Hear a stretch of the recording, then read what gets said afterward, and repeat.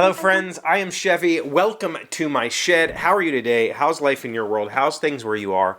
I hope everything is good and great and wonderful. Everything here is fantastic. Thank you for stopping by and checking in on me. I felt a little lonely on the channel lately. I know the regulars have kind of, maybe they're over the writing talk, and as I plow through NaNoWriMo, seems to be that people don't care that much. So I appreciate everybody who's been commenting the last couple of days and letting me know that you're still out there. Thank you very much. On that, we're going to talk about writing today, and specifically we're going to talk about reading. But I said something the other day about writing advice and how it's just that. It's advice, and you shouldn't necessarily consider any of it written in stone. Advice, like any advice, not just writing advice, any advice, is a way for, advice is a successful person's attempt at explaining why they believe they're successful. And that doesn't necessarily align with reality. It's a person's personal belief of the measure of their success. And oftentimes success is very, very, very difficult to qualify. Sometimes it's seemingly random why success happens. And that writing advice, those books that you buy and read, that is one person's attempt to distill their success into some sort of format that they can hand to you and say, this is my formula for success. Why don't you try it? And they might be completely wrong. They might be trying to make their process into something that they can market. And it might not be reality. It's that simple. But I can tell you one way to learn any skill. Any skill. Every skill. Anything you possibly want to learn, the best way to learn it is to fail. Fail a lot. You will learn way more from failure than you will ever learn from success. And that's that simple. And so writing and failing at writing is a really good way of learning how to write. There's also another way, and that is reading failure. I'm going to say some very mean things in the rest of this video, and I do not intend it to be targeted at any one person. I'm not trying to say that people who do the things that I'm going to talk about in this video are bad writers. But what I am going to say is, if you want to learn how to write, read bad books. If you read a terrible book, maybe not terrible, I wouldn't go as far as to say pick up just garbage one-star review books. Read books that are not professionally edited and developed and published. It's not commercially edited and developed and published. Let's put it that way. There's a big difference between professional and commercial, right? Professional is somebody who does it for pay. I would be glad to be an editor for your book, and you could pay me, and then I could call myself a professional editor. Does that mean I'm good at it? No. It just means I took payment. That's what professional means.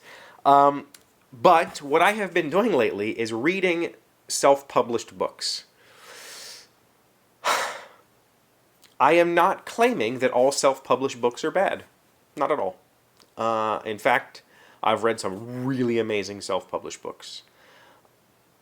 What I am claiming is that a vast majority of self-published books, and a huge majority of self-published books, are bad because the author did not have the availability of professional or commercial editorial success, or did not have the money to afford a commercially professional editing team, or just didn't care.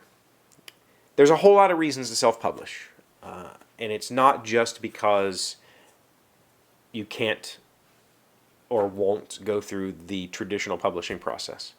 But for a huge majority of books that you find on Amazon that are self-published, the reality is those people just aren't good at what they're doing. And they can't afford an editor, and they just publish a book for 99 cents, and it's complete garbage. I would avoid those books. I would try to find the books that seem to have some market of success, some, that have good reviews, like numbers wise, but are in that 3 to 4 star range, not the great stuff. You will learn a whole lot by reading 3 and 4 star books. I'm reading a book right now that I saw every time I visited Amazon. It said, based on you should read this. Based on, you should read this. And it's a series written by a guy, and it's okay. It's not bad. It's not great, but it's taught me a whole lot about a particular form of writing advice that's called show don't tell.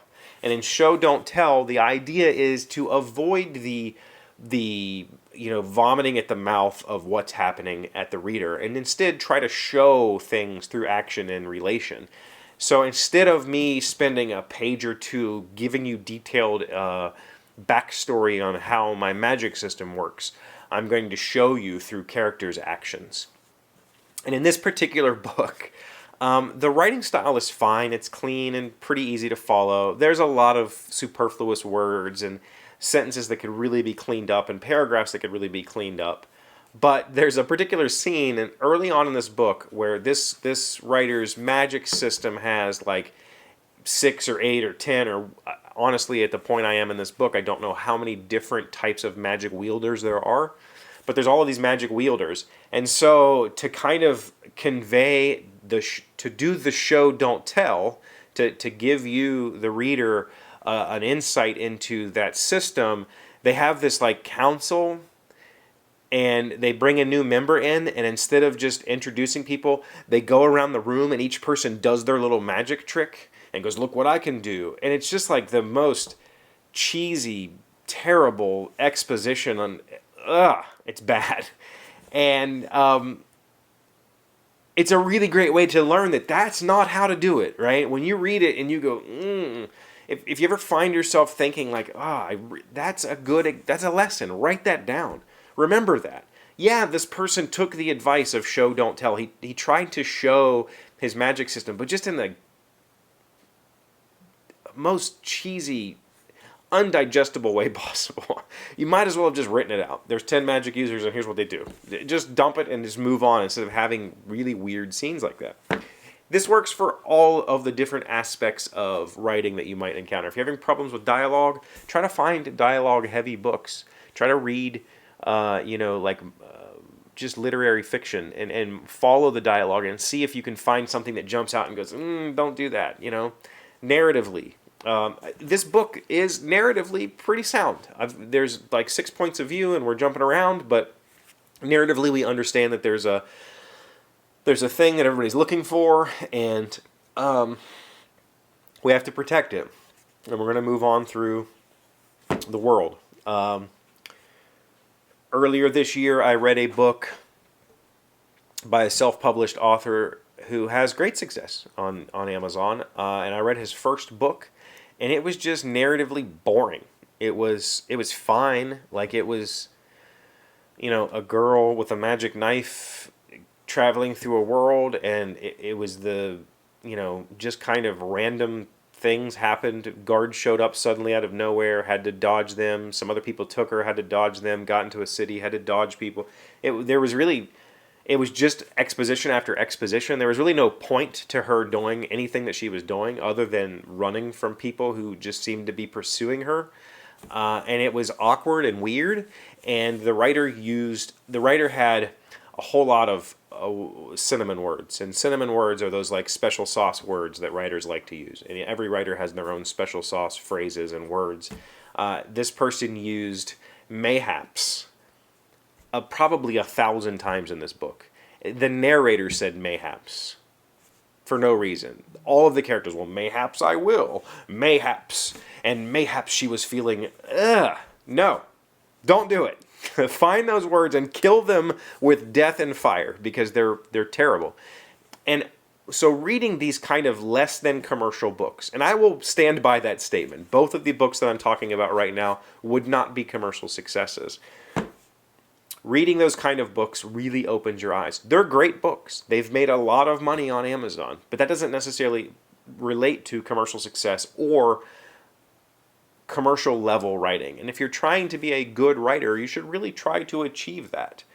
You know, but at the same time, it's okay if that's what you want to do, you know? A lot of these people are on Amazon not because they don't want to go through learning how to be a commercial author, but a lot of them do it because they want to be in control of their creation, or they have a series planned and selling a book to a publisher saying, I have this book, but I want to make 10 more, and the publisher goes, well, buy one and see what happens, and then if it falls apart, you're stuck and you can never continue the series.